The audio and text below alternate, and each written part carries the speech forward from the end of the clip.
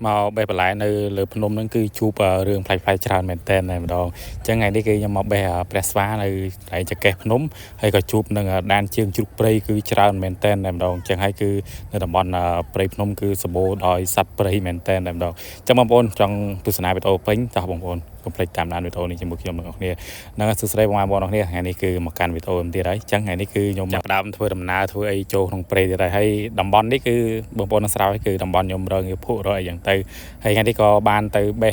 ដើមព្រះស្វាគឺនៅចកេះភ្នំយកមកធ្វើម្ហូបធ្វើអីហូបផងដែរហើយបងប្អូនខ្លះគឺគាត់ស្គាល់បន្លែមួយប្រភេទនេះហើយធ្លាប់ហូបធ្លាប់អីចឹងបងប្អូនអាច comment បានថាតើព្រះស្វាហ្នឹងយើងអាចធ្វើអីខ្លះក្រៅពីញោមអញ្ចឹងណាអញ្ចឹងបន្ទាប់ពីខ្ញុំមកដល់ទីតាំងហើយខ្ញុំចាប់ដើមឈប់សម្រាកដេកមកទូយ៉ាងទៅហើយទីតាំងនេះគឺស្រស់ស្អាតមែនទែនតែម្ដងគឺខ្ញុំចូលចិត្តមកតំបន់នេះណាមួយងារភក់នៅតំបន់នេះក៏វាធំល្អមែនទែនតែម្ដងអញ្ចឹងបន្ទាប់ពីខ្ញុំបានសម្រាកបានអីដេកបានមកទូហើយក៏ខ្ញុំក្រោកឡើងក្រោកអីដើម្បីយើងយកអីវ៉ាន់យកអីដើម្បីយើងដាក់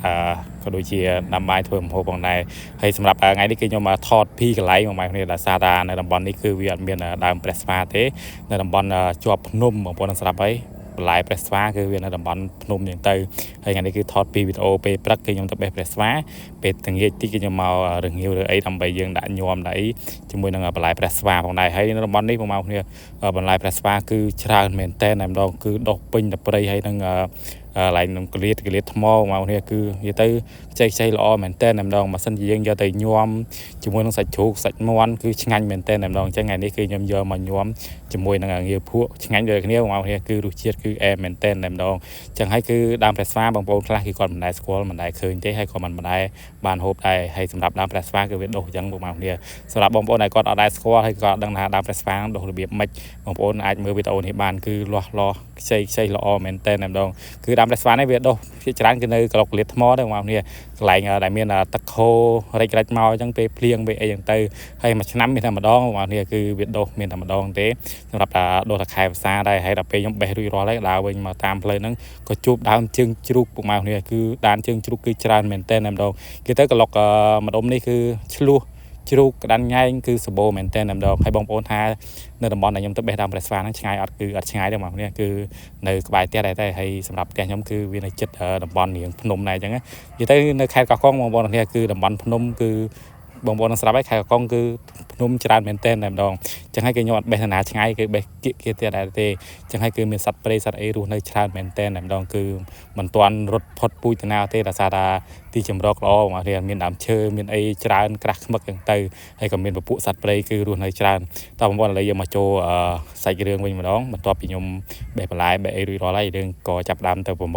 ូលអីដើម្បីយើងយកមកបង្កាត់ភ្លើងបង្កាត់អីអញ្ចឹងទៅបន្ទាប់ពីយើងទៅរកអីហើយឥឡូវយើងមកដល់ទីតាំងវិញហើយអស់នេះគឺយើងអត់រើណាឆ្ងាយទេគឺនៅមកកលុំជុំវិញដែលយើងឈប់សម្រាកហ្នឹងបងប្អូនគឺកន្លែងយើងឈប់សម្រាកគឺសម្បូរមែនតើនិយាយទៅនៅតំបន់នេះដែលខ្ញុំប្រាប់បងប្អូនពីវីដេអូមុនអញ្ចឹងគឺនៅតំបន់នេះគឺសម្បូរមែនតើម្ដងហើយឆេះស្រួលណាបងប្អូនគឺគេរលំចោលលំអីហ្នឹងទៅហើយយើងសអស់ច្រើនមែនតើម្ដងអញ្ចឹងហើយនេះគឺជាសកម្មភាពខ្ញុំកំពុងតែបង្កាត់ភ្លើងដើម្បីដាក់ស្ងោរសាច់ងាវយកសាច់ងាវទៅភ្លាជាមួយនឹងបន្លែព្រះស្វាផងដែរហើយបងប្អូនចាំមើលរសជាតិតើតំណងបងប្អូនចាំឲ្យបន្ទុកតាមហ្នឹងទៅហើយសម្រាប់បងប្អូនដែលគាត់ចេះហូបចេះធ្វើគឺអាហ្នឹងបងប្អូនតាមរបៀបដែលបងប្អូនធ្វើទេនេះគឺរបៀបដែលខ្ញុំធ្វើអញ្ចឹងណាអធិស្ឋានបងប្អូនបើសិនជាខុសឆ្គងឬក៏ការធ្វើអីមិនដូចបងប្អូនអធិស្ឋានខ្ញុំធ្លាប់ធ្វើហូបតារបៀបខ្ញុំអញ្ចឹងទេហើយនេះដែរគឺជាសកម្មភាពខ្ញុំចាប់ដើមបេះសាច់ងាវបេះអីដើម្បីយើងយកសាច់ងាវនេះទៅធ្វើញោមជាមួយនឹងបន្លែព្រះស្វាផងដែរហើយញោមយើងដាក់ឲ្យរៀងហឹលនេះមកគឺជាតិមែនតើម្ដងអញ្ចឹងបងប្អូនមើលទៅតាមជាក់ស្ដែងគឺតំណងមែនតើបងប្អូនអត់មានងាវភក់ទេបងប្អូនអាចញោមជាមួយសាច់ជ្រូក3ជាន់ឬក៏សាច់មាន់សាច់អីចឹងទៅតាមបងប្អូនដែលគាត់ចង់ញោមអញ្ចឹងណាឬក៏ញោមមួយសាច់ត្រីសាច់អីចឹងទៅហើយខ្ញុំនេះគឺនៅតំបន់សមុទ្រតំបន់អីនេះគឺមានសាច់ងាវសាច់អីមិនសូវអស់លុយបងប្អូនគឺងាវដែលយើងរកបានថ្មីស្រស់ទេគឺញោមជាមួយនឹងព្រះស្វាគឺឆ្ងាញ់មែនតើម្ដងហើយនេះដែរគឺជា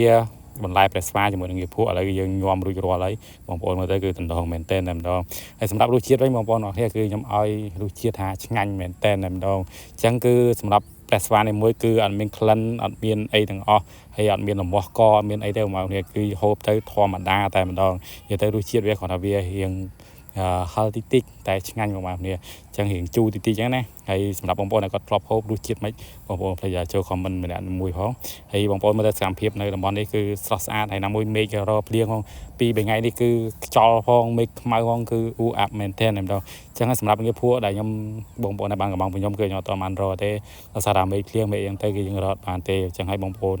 ចាំតែពេលខ្ញុំរកបានចាំខ្ញុំតាក់ទងទៅបងប្អូនវិញអញ្ចឹងណាឥឡូវនេះក៏យើងចាប់ផ្ដើមហូបរួចរាល់ហើយផងដែរគឺមកកូនឆ្នាំងខ្ទះគឺអស់លេងហើយបងប្អូននេះឥឡូវចាប់ផ្ដើមហូបទឹកហូបអីគឺយើងឈប់សម្រាកនៅនឹងមកសធុសិនឲ្យរៀងបាត់ស្រកពោះស្រកអីទីចាំយើងទៅផ្ទះវិញអញ្ចឹងណាហើយសម្រាប់វីដេអូខ្ញុំគឺមានតែប៉ុណ្្នឹងទេអរគុណច្រើនសម្រាប់បងប្អូនដែលខំតាមដានពីដំបូងរហូតដល់ចប់ផងដែរបាយបាយបងប្អូនអរគ្នា